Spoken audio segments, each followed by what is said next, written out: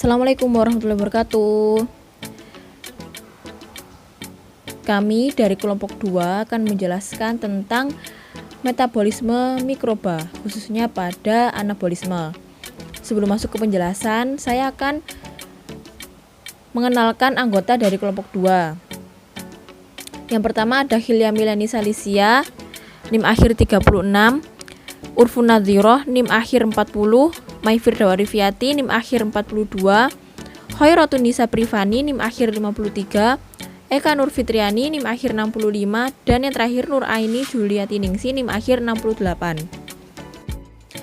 Sebelum masuk ke pembahasan, saya akan menyebutkan beberapa rumusan masalah yang menjadi dasar penyusunan makalah ini. Yang pertama, apa sih yang dimaksud dengan anabolisme? Yang kedua, apa saja jenis dari anabolisme yang terjadi pada mikroorganisme? Lalu yang terakhir, bagaimana mekanisme anabolisme pada mikroorganisme?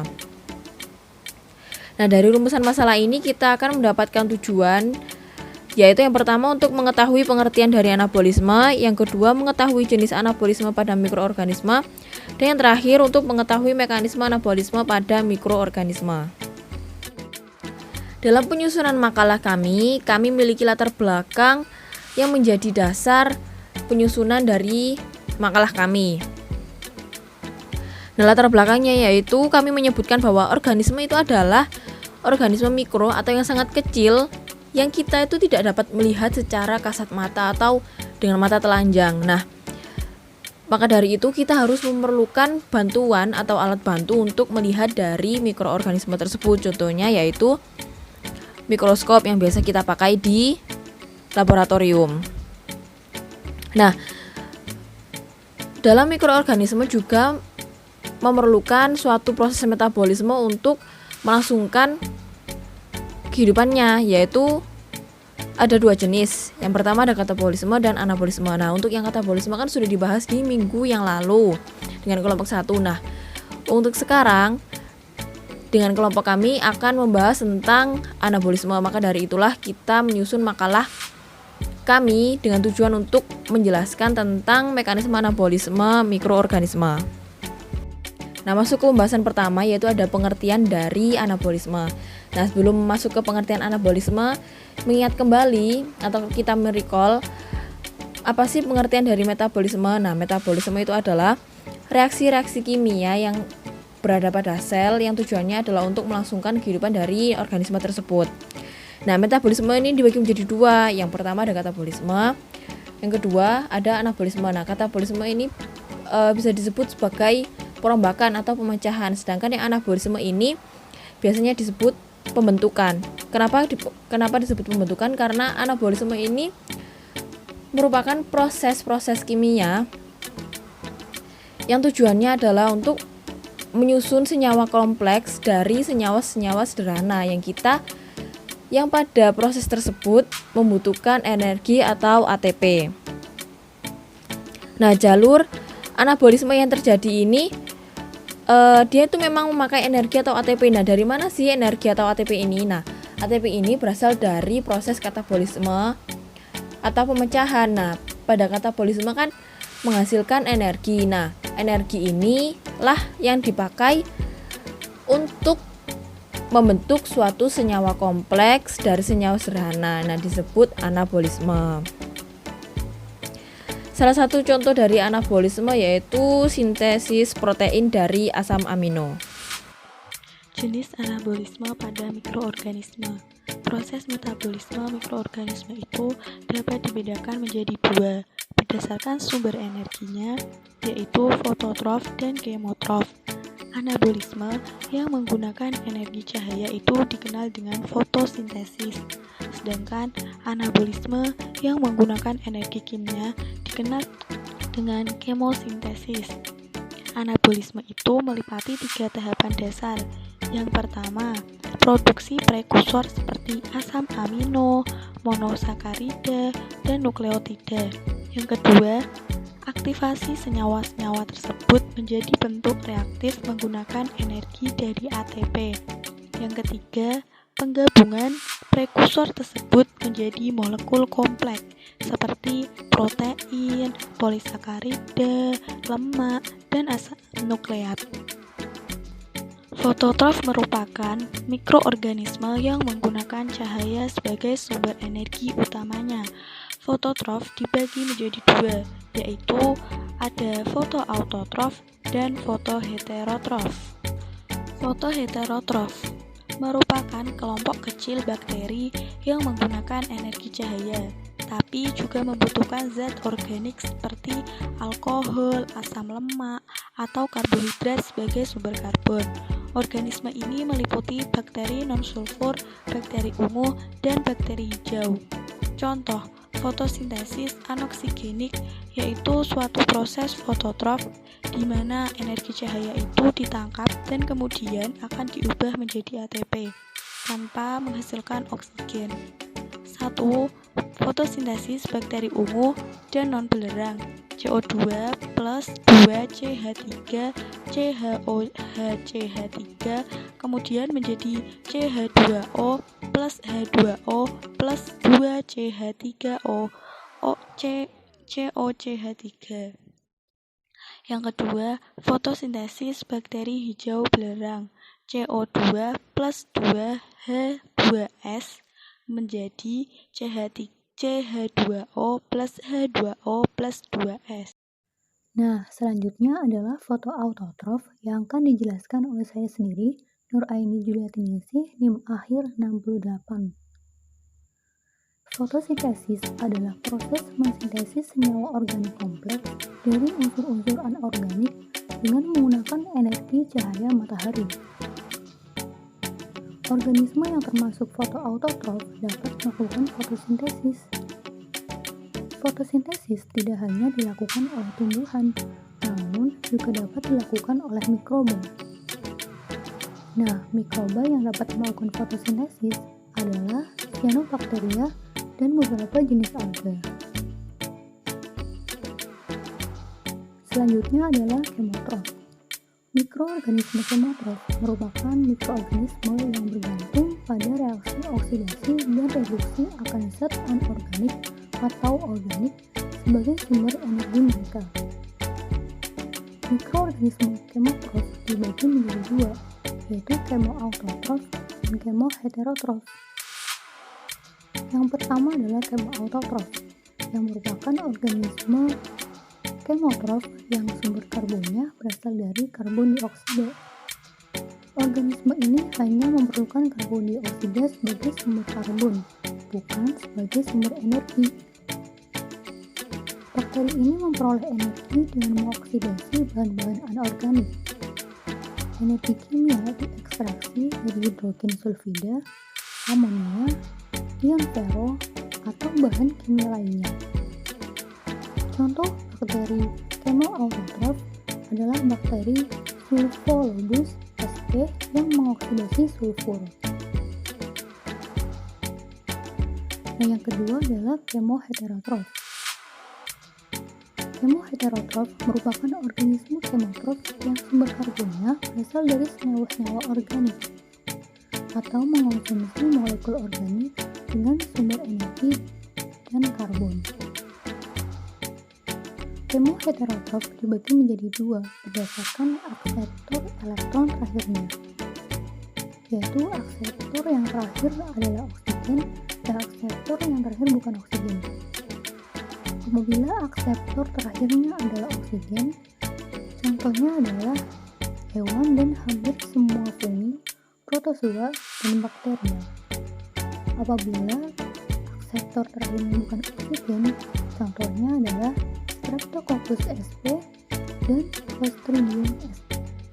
Baik, selanjutnya saya Khoerotun Isaprifani dengan NIM akhir 53. Di sini saya akan melanjutkan menjelaskan mekanisme anabolisme pada mikroorganisme, yaitu fotosintesis.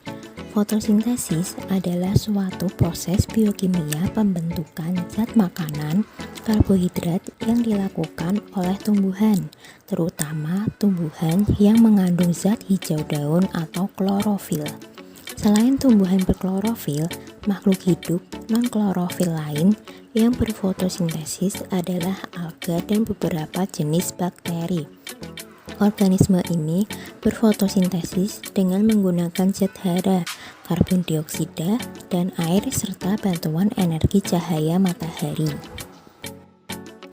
Selanjutnya, proses reaksi fotosintesis itu ada dua, yaitu reaksi terang atau photophosphorylation dan reaksi gelap atau fiksasi karbon dioksida. Pada reaksi terang ini, cahaya mengenai klorofil A yang menyebabkan elektron tereksitasi sehingga mempunyai energi lebih tinggi. Dalam satu rangkaian reaksi kimia, energi tersebut akan diubah menjadi ATP dan NADPH. Air akan terurai dan melepaskan oksigen sebagai satu produk reaksi. Nah, di sini ATP dan NADPH akan digunakan untuk membuat karbohidrat pada reaksi gelap. Selanjutnya yaitu fiksasi karbon dioksida atau reaksi gelap. Dalam reaksi gelap ini, 6 molekul gas asam arang masuk ke dalam sel melalui stomata dan akan diikat oleh ribulosa bifosfat atau RUBP. RUBP ini merupakan suatu senyawa berkarbon 5 yang akan diubah menjadi satu molekul gula. Nah, peristiwa ini itu terjadi di dalam stroma dan telah diperkenalkan oleh Melvin Calvin sehingga selanjutnya dikenal dengan siklus Calvin. Yang selanjutnya saya akan menjelaskan tahapan dari fotosintesis. Yang pertama yaitu tahapan dari reaksi terang. Reaksi terang merupakan pemecahan air menjadi hidrogen dan oksigen yang disebut dengan fotolisis. Hidrogen ini hasil fotolisis akan digabung dengan karbon dioksida yang ditangkap dari udara bebas untuk membentuk glukosa. Pada reaksi terang, atom hidrogen dari molekul H2O dipakai untuk mereduksi NADP menjadi NADPH dan oksigen kemudian dilepaskan sebagai hasil samping reaksi fotosintesis. Reaksi fotosintesis ini juga dirangkaikan dengan reaksi endergonik, pembentukan ATP dari ADP plus PI. Dengan demikian, tahap reaksi terang dapat dituliskan dengan persamaan H2O plus NADP plus ADP plus PI. Kemudian ada bantuan dari energi matahari dan menghasilkan O2 plus H plus NADPH plus ADP. Kemudian dalam hal ini itu pembentukan ATP dari ADP plus PI merupakan suatu mekanisme penyimpanan energi matahari yang diserap kemudian diubah menjadi bentuk energi kimia. Proses ini disebut dengan fotofosforilasi. Pada reaksi terang ini itu terjadi di tilakoid. Dan selanjutnya adalah reaksi gelap yang terjadi di dalam stromokloroplast atau stroma. Pada proses reaksi gelap ini tidak dibutuhkan cahaya matahari.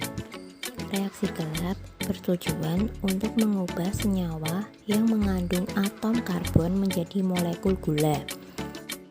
Tahap kedua yang disebut dengan reaksi gelap ini dalam senyawa kimia berenergi tinggi yaitu NADPH dan ATP yang dihasilkan dalam tahap pertama tadi yaitu reaksi terang dipakai untuk proses reaksi reduksi CO2 menjadi glukosa dengan persamaan reaksinya yaitu CO2 plus NADPH plus H plus ATP menghasilkan glukosa plus NADPH plus ADP plus PI.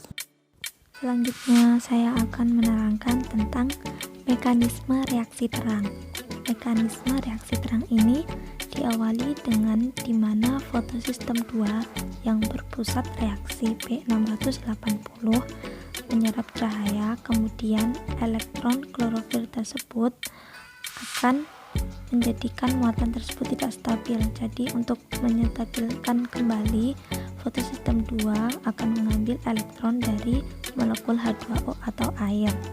Nah, molekul air ini dipecahkan oleh mangan, kemudian akan mengakibatkan pelepasan H+ di tilakoid. Dengan menggunakan elektron dari air, fotosistem 2 akan mereduksi plastoquinone membentuk PgH2.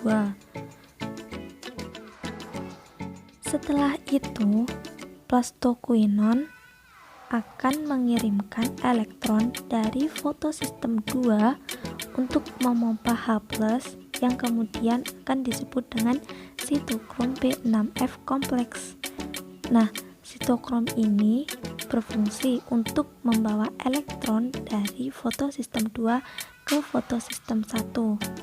Tentunya dengan syarat mengoksidasi PgH2 dan mereduksi protein kecil yakni tembaga atau disebut dengan plastosianin. Kejadian ini atau peristiwa ini akan menyebabkan terjadinya pompa H dari stroma ke membran tilakoid. Nah, begitulah reaksi terang terjadi. Oke, ternyata langkahnya tidak berhenti di situ. Nah, selanjutnya elektron dari sitokrom B6F kompleks ini akan diterima oleh fotosistem 1. Jadi di sini sudah mulai reaksi terang fotosintesis dalam membran tilakoid.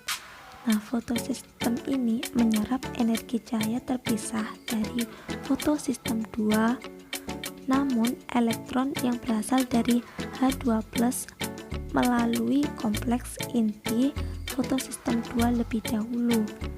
Sebagai sistem yang bergantung pada cahaya, fotosistem 1 ini berfungsi untuk mengoksidasi plastosianin yang tereduksi dan memindahkan elektron ke protein Fe larut yang disebut dengan viridoksin.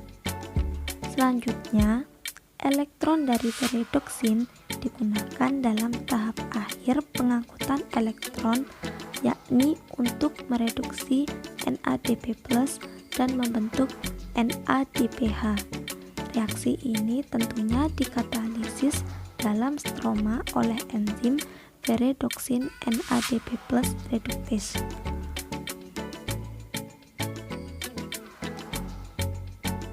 Ion H+ yang telah dipompa ke dalam membran tilakoid akan masuk ke dalam ATP sintase. ATP sintase akan menggandengkan pembentukan ATP dengan pengangkutan elektron dan H+ melintasi membran tilakoid. Jadi, masuknya H+ pada ATP sintase akan membuat ATP sintase bekerja mengubah ADP dan fosfat anorganik menjadi ATP. Jadi, reaksi keseluruhan dari reaksi terang berawal dari bertambahnya sinar, kemudian ada ADP, ada fosfat anorganik, juga NADP+, dan dua molekul air menjadikan ATP, NADPH, 3H+, dan juga oksigen. Nah, selesai pada reaksi terang. Selanjutnya saya Hilda Mileni Salisian dan akhir 36 akan menjelaskan tentang reaksi gelap. Jadi reaksi gelap itu tidak membutuhkan cahaya matahari. Reaksi ini bertujuan untuk mengubah senyawa yang mengandung atom karbon menjadi molekul gula. Jadi cahaya tampak itu terbagi atas beberapa warna, yaitu ada cahaya merah, hijau kuning, biru, dan violet. kloroplas itu mengandung beberapa pigmen. Sebagai contoh, klorofil A itu terutama menyerap cahaya biru, violet, dan merah, lalu klorofil B itu menyerap cahaya biru dan oranye dan memantulkan cahaya kuning hijau. Selanjutnya pada kelompok bakteri dapat dibedakan atas anoksigenik dan oksigenik fotosintesis. Apa perbedaannya? Jika anoksigenik fotosintesis itu pada proses fotosintesisnya tidak menghasilkan oksigen dan H2S yang berperan sebagai donor elektron. Sedangkan oksigenik fotosintesis itu pada proses fotosintesisnya menghasilkan O2 dan H2S yang berperan sebagai donor elektron. Anoksigenik itu ditemukan pada green sulfur bakteria dan green non-sulfur bakteria, sedangkan oksigenik itu ditemukan pada cyanobacteria dan organisme eukariotik yang memiliki kloroplas. Nah, yang terakhir saya akan menyebutkan kesimpulan dari penjelasan yang kami berikan. Anabolisme adalah suatu proses kimia yang gunanya untuk menyusun senyawa kompleks dari senyawa sederhana. Nah, anabolisme ini ada dua jenis, yaitu yang pertama menggunakan energi cahaya, yaitu fotosintesis, dan menggunakan energi kimia, yaitu kemosintesis. Nah, fotosintesis sendiri itu apa? Fotosintesis adalah suatu proses biokimia yang dimana prosesnya itu memiliki tujuan untuk membentuk suatu zat makanan, utamanya karbohidrat, yang dilakukan oleh tumbuhan. Nah, pada mikroorganisme ini juga bisa melakukan fotosintesis karena ada beberapa yang memiliki zat hijau atau klorofil seperti tumbuhan, sehingga dalam anabolismenya dia dapat melakukan fotosintesis. Contohnya adalah alga. Terima kasih buat teman-teman atas perhatiannya telah menyimak video hingga selesai. Semoga teman-teman dapat memahami atas penjelasan yang kami berikan. Sekali lagi terima kasih. Wassalamualaikum warahmatullahi wabarakatuh.